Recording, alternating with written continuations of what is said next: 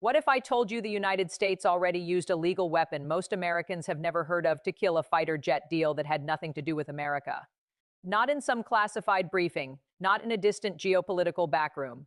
In 2025, the US government formally moved to block Sweden's sale of Gripen E fighters to Colombia, vetoing a transaction between two sovereign nations because an American-made engine sits inside that Swedish jet. The moment that veto landed, every defense ministry on the planet was forced to ask the same question. If Washington can do that to Colombia, what can it do to us? Folks, that single event, that ITAR veto, is the real engine behind one of the most consequential defense stories of this decade, because it confirmed what many had long suspected.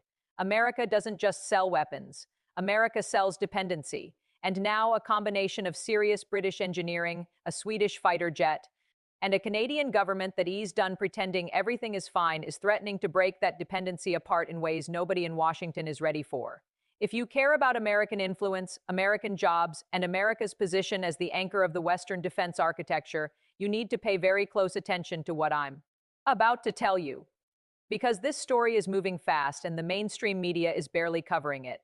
Before we get into the details, do me a favor. Hit that subscribe button and smash the bell icon right now, because stories like this one are exactly why this channel exists. I promise you by the end of this video, you are going to understand something about the future of American power that most people in Washington aren't yet willing to say out loud. All right, let's start at the absolute foundation. For decades, the United States has dominated the global fighter jet market, and it wasn't by accident. The F-35 Lightning II, built by Lockheed Martin, is the undisputed crown jewel of that dominance. It's got fifth-generation stealth, sensor fusion, advanced avionics, and electronic warfare capabilities that no other production aircraft on the planet currently matches. Countries from Japan to Poland to Australia have lined up to buy it. And when they write that check, they're not just buying a jet. They are buying into an entire ecosystem, one that is designed, maintained, updated, and ultimately governed by the United States of America. Every software patch runs through the Pentagon. Every spare part flows through American supply chains. Every single upgrade requires American approval. This is total control, and for a long time, it was the only game in town. Thanks for watching.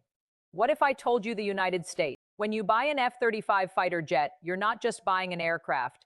You're buying into a system, and that's not a flaw in the system. That is the design intent.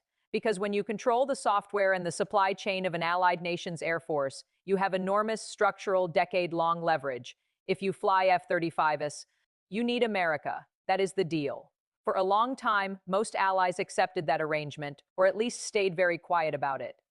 But here's the part of the story most people miss to understand why Canada is the hinge point of this entire story. You need a quick timeline.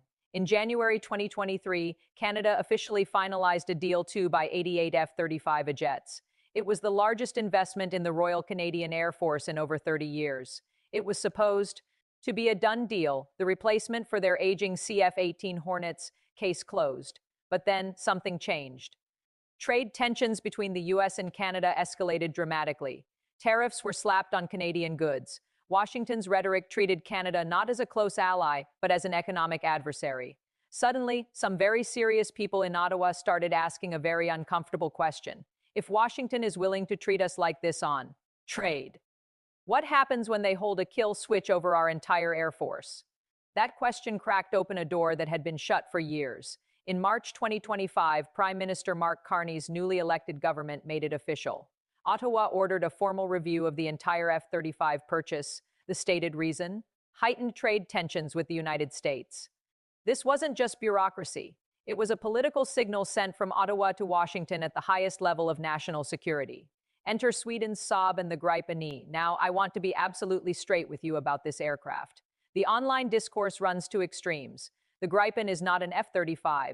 Let me say that clearly. It's a fourth-and-a-half-generation fighter. It doesn't have stealth or the same level of sensor fusion. In a high-end fight against a major power, the F-35 has substantial advantages. That's the honest assessment.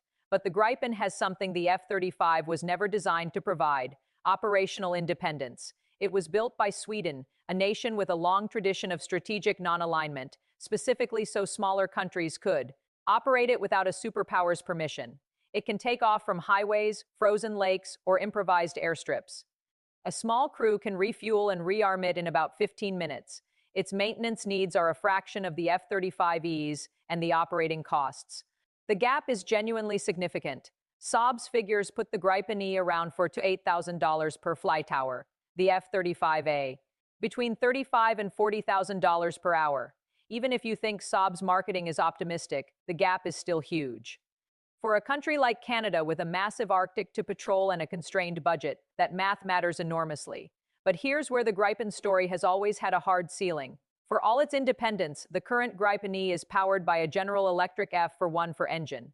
That's an American engine, fully subject to ITAR, which means the US government has always retained a quiet veto over who gets to buy and fly the Gripen. You want to escape American control by buying Swedish? You're still flying on American propulsion. We know this isn't theoretical because in 2025, Washington formally blocked a Gripen sale to Colombia. Not because of Sweden or any security concern with Colombia. It was a raw exercise of ITAR authority over that GE engine. That was a watershed moment for the first time in public. The ITAR mechanism was used to show that even a Swedish jet isn't outside America's reach. And that single event changed the strategic calculus for every nation watching, including Canada. If you're buying the Gripen as a sovereignty hedge, you now have proof that the veto can still reach you. And this is exactly where Rolls-Royce enters the picture. Now, to be transparent, a lot of what's circulating online overstates where things stand. Here's what's real. There is a serious, active discussion about replacing the American GE engine in the Gripen with a European alternative, specifically a derivative of the Rolls-Royce CJ200, the engine that powers the Eurofighter Typhoon. The proposed variant is sometimes called the EJ230. The EJ200 is not a concept. It's a proven, combat-tested engine in service with the UK, Germany, Spain, and others. The framework for this kind of partnership already exists. In 2019, the British and Swedish governments signed a memorandum to explore joint development of future combat air systems, with Rolls-Royce and Saab as the core partners. Here's what I have to be precise about. As of right now, Saab's leadership has clarified that no confirmed active re-engining program for the Gripen E is underway. That distinction matters. What we have is a proposal gaining traction, a proven institutional framework, a proven engine, and a commercial incentive created by that Colombia veto that didn't exist a few years ago. The discussion is real. The program is not yet confirmed. But here is the strategic reality. Rolls-Royce has operations in Montreal, Canada. If an engine swap were to happen with Canadian production, this story shifts from a European industry conversation into a geopolitical realignment with zero American leverage anywhere in the supply chain. And Canada is absolutely not sitting on the sidelines. In November 2025, Saab confirmed to Reuters it was in active talks with the Canadian government and Bombardier about building Gripen fighters under license in Canada. Then in December, Saab announced that localizing production of the Gripen E and the Global surveillance aircraft in Canada could support up to 12,600 Canadian jobs. Saab wasn't just pitching a fighter jet. They were offering Canada an aerospace industrial revival for a country that still carries the wound from the 1959 cancellation of the Avro Aero, its own world-class fighter program that pitch lands at an emotional depth that goes far beyond spreadsheets. Then, on January 20th, 2026, Prime Minister Carney stood at the World Economic Forum in Davos and said this: allies will diversify to hedge against uncertainty. They will buy insurance. Increase options in order to rebuild sovereignty that was once grounded in rules, but will increasingly be anchored in the ability to withstand pressure. He also confirmed Canada was joining the European Union's defense procurement arrangements, that is a sitting prime minister on the world's most prominent public stage, announcing in unambiguous terms that Canada is diversifying its defense relationships away from exclusive American dependency. This isn't just about jets anymore. It's about a fundamental shift in the alliances that have defined the world for decades. Thanks for watching. If you found this breakdown valuable, be sure to like and subscribe for more deep dives into the stories shaping our world. See you next time. When a country like Canada starts having second thoughts about America's F-35 fighter jet, you know something big is happening. This isn't just about a weapons deal. This is about trust, sovereignty, and a potential shift in the global defense landscape that could echo for decades. Let's break down how a single fighter jet purchase became a geopolitical flashpoint. It all started when Washington noticed Canada was wavering on its commitment to buy 88 F-35s. The U.S. ambassador to Canada, Pete Hoekstra, didn't mince words. He publicly warned that if Canada backed away, the very structure of NORAD, the joint command that has defended North American airspace since the Cold War, would have to be altered.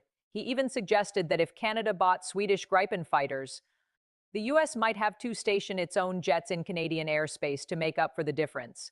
That's not a subtle diplomatic hint. That's Washington saying, walk away from our jet and we rewrite the rules of continental defense. And he has a point. Operating a mixed fleet of F-35s and Gripens is a logistical nightmare. You're talking about separate training, different maintenance teams, incompatible supply chains, and major compromises when you try to get two completely different jets to work together on a mission. Any military analyst will tell you it's expensive and complicated. But here's the problem for Washington. The very behavior that is pushing Canada to look for alternatives, things like trade tariffs and hostile rhetoric, isn't stopping.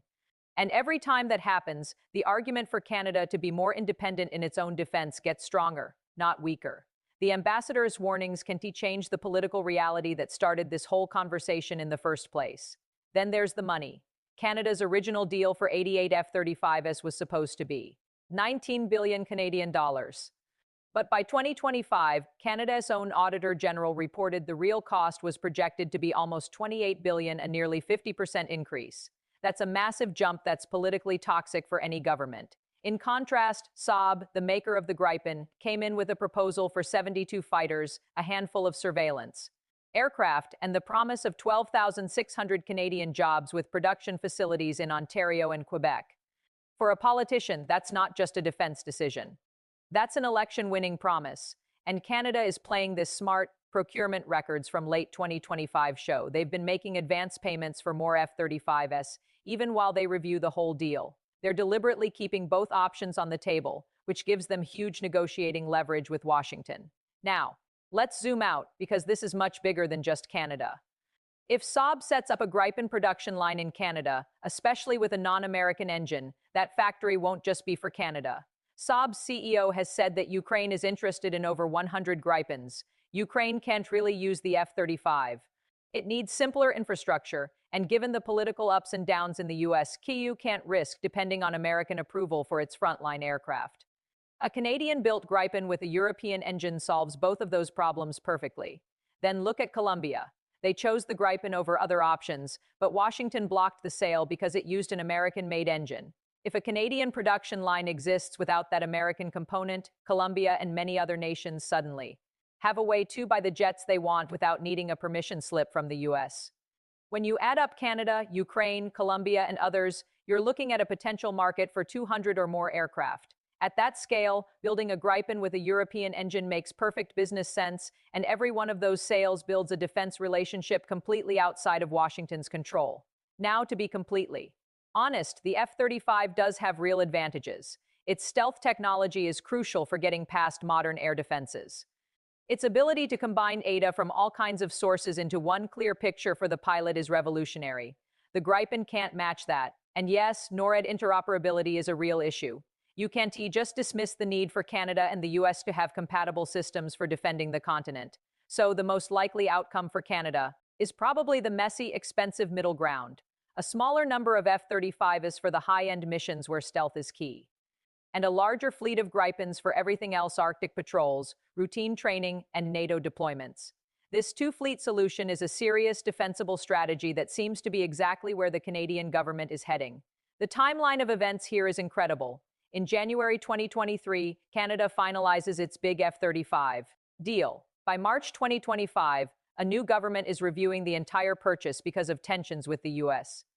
Then, in 2025, the U.S. blocks the Gripen sale to Colombia, which lights a fire under the search for a non-American engine.